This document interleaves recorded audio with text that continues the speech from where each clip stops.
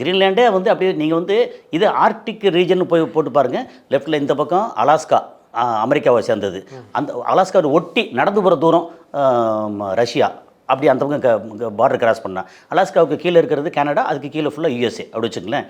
அப்போது இதிலேருந்து இதுவுமே கிரீன்லாண்டை அமெரிக்காவுக்கு அந்த அலாஸ்காவுக்கு ஓரளவு பக்கம். ஓகே, அதுலேருந்து அப்படியே கொஞ்சம் ரைட்டில் அப்படி கீழே இறங்கினோம்னா உங்களுக்கு நார்வே வருது. ஓகே, அப்புறம் கீழே வந்து டென்மார்க் இருக்குது, யூகே இருக்குது. இந்த மாதிரி அந்த யூரோப்பியன் யூனியன், அந்த யூனியன் சேர்ந்தது டென்மார்க் இந்த பக்கம் கீழே வந்து சின்னதாக வந்து ஒரு ஐஸ்லாண்டு ஒன்று இருக்குது, கிரீன்லாண்டு. ஆக்சுவலாக சார் ஐஸ்லாண்டு தான் வந்து கிரீன் கலர், கிரீன்லாண்டு தான் வந்து பயங்கர பனிபடர்ந்து, அதாவது எல்லாம் பயங்கர பனிபடர்ந்த இடம்.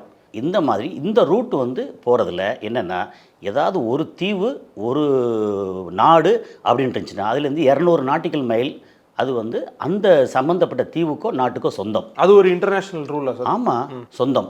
அப்போது நமக்கு வந்து இப்போ ஸ்ரீலங்காவில் இருந்தோ இல்லை வேறு நாட்டில் இருந்தோ நேர சென்னை துறைமுகத்துக்கு இஷ்டத்துக்கு வர முடியாது. நம்மளோட பெர்மிஷன் வேணும்.